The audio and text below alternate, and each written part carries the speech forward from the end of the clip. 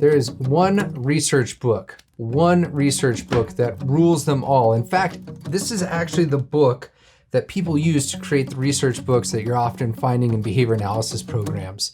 This one is what I want to tell you about today and convince you to at least check out. Before we start, this is for the super nerds, all right? You are interested in human behavior, influencing, understanding what controls it, and makes us do what we do. If you are interested in why we do what we do, the point that you want to understand experimentally what's going on, this book by Marie Sidman, Tactics of Scientific Research, Evaluating Experimental Data in Psychology, is what you need to pay attention to. Marie Sidman provides kind of three pillars, I guess, of an experience for me as a behavior analyst. Now, I've never got to meet him, unfortunately. He passed away. I made a video that I'm gonna link up here if you wanna go check it out. Remembering Marie Sidman, including a podcast, actually, I'll link down below. First of all, I'm really interested in his approach on research and understanding and designing research experiments.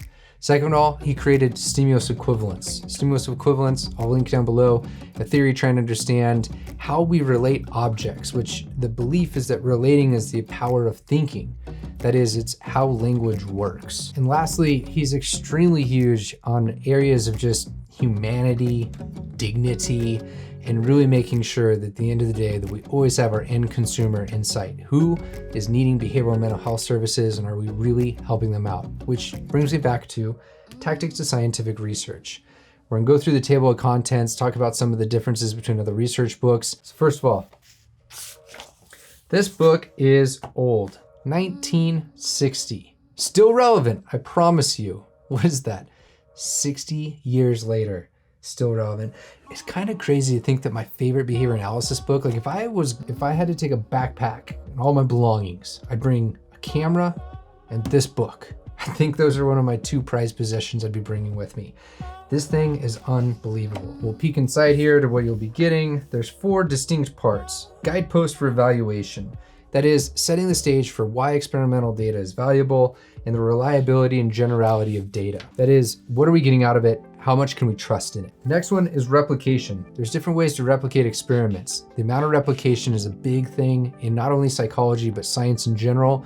We need far more replication going on. And it's crazy that this is still a topic in which we talk about today when people like him set out how you go about those sort of things.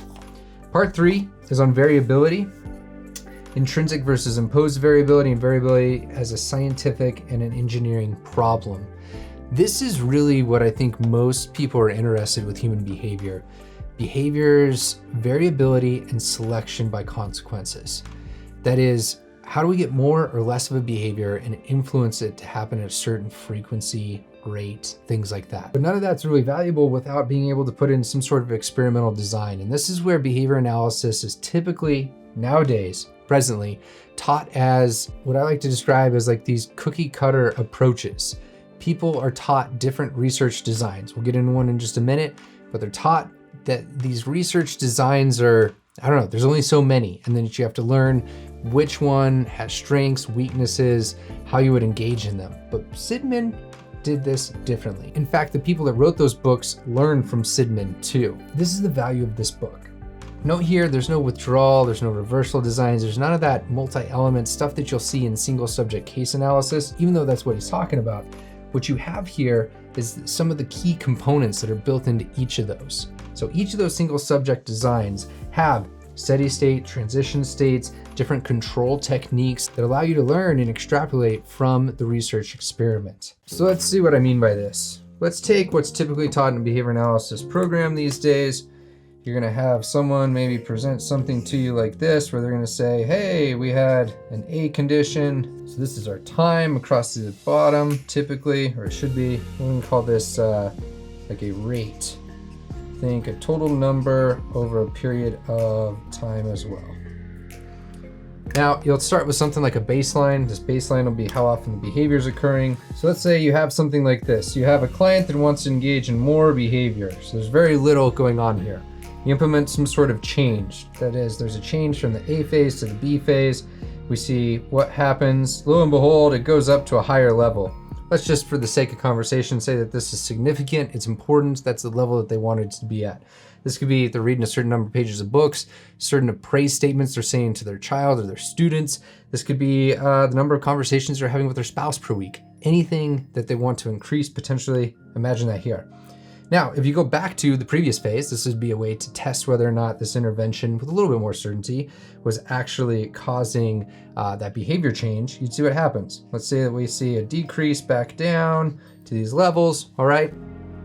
And then you'd yet again, one more time for this full, complete withdrawal and like reversal setup and see whether or not it increases again. We're gonna presume, again, this is super successful, demonstrates perfect experimental control because you have, importantly, a few different things here. You've got not one, not two, but 3 different times, the rule of 3, mathematical principle. It's kind of based on how many times you want to see replication of results. We've got 3 of them there, but there's some components that he talks about. Remember I said steady states, this idea of a steady state of behavior. We see a steady state here, a steady state here, and a steady state here. Interesting. Now, the transition states that we talked about. This is when things are in flux. This is where your variability that I talked about comes into play. You can see some variability here, some variability here. And then you have the control techniques, which are happening in some sort of context. That is, behavior doesn't occur in a vacuum. It is happening in some sort of circumstances. That could be the culture, the current environment, the learning history, things like that. And so these control techniques are typically in some sort of context. There's something going on. This would be, there's certain control strategies going on in A, certain control strategies going on in B, and these environmental manipulations, things that are changing in the person's environment that are influencing their behavior, should be the same across these 2 as well as the same across these 2. That's why they're given the same name. So that is, we gave the same treatment, right? And these B conditions to try to affect this behavior change. Now you'll note here, this is just one type of design. I can design a lot of different ways to look at single subject research like this. And so I reference those cookie cutter strategies. That is, you could learn all the different designs that are out there, and that's what's typically taught in behavior analysis, or you can learn the components. Think of them like the principles under which behavior operates. Think about as kind of like the principles of how you can interpret, design, and understand human behavior through research. The cool benefits of something like this is you don't have to memorize all these different things. And in fact, most people start to get into looking at research articles and they end up needing the things that are in here to be able to understand what's actually going on. Because each intervention set up differently that you see in published research, you have to then go in and understand what's going on in the A, B conditions, what's going on with these steady states, control strategies, things that they're laying out, the axes, like these all become things we eventually pay attention to be able to consume research. So what's talked in here applies to really any and all research up until you hit like statistics. I actually thought of something better. It's not like learning an example of something and then learning more and more examples of things out there. It's like you're learning the algorithm under which things operate. It sets you up to be able to understand novel situations a bit better. So one of the questions oftentimes is, why didn't this thing stick around? Well, unclear. It's not stuck around in popular, I would say, ABA programs. That being said, this is often a core component of many PhD programs and great master's programs.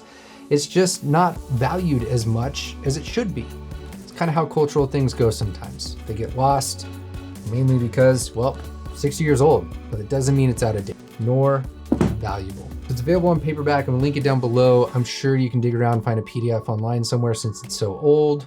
Wink, wink. And it's going to help you with 3 distinct things. That is, it's going to help you with the ability to consume research within and outside of behavior analysis, the ability to better design procedures to ensure what's going on, which is, remember, part of an ethical code as a behavior analyst, really something that any behavioral and mental health professional should be doing constantly. And it's a different way of looking at methods for those that are looking for something just a little bit different. I'm Ryan O. That's your Daily BA.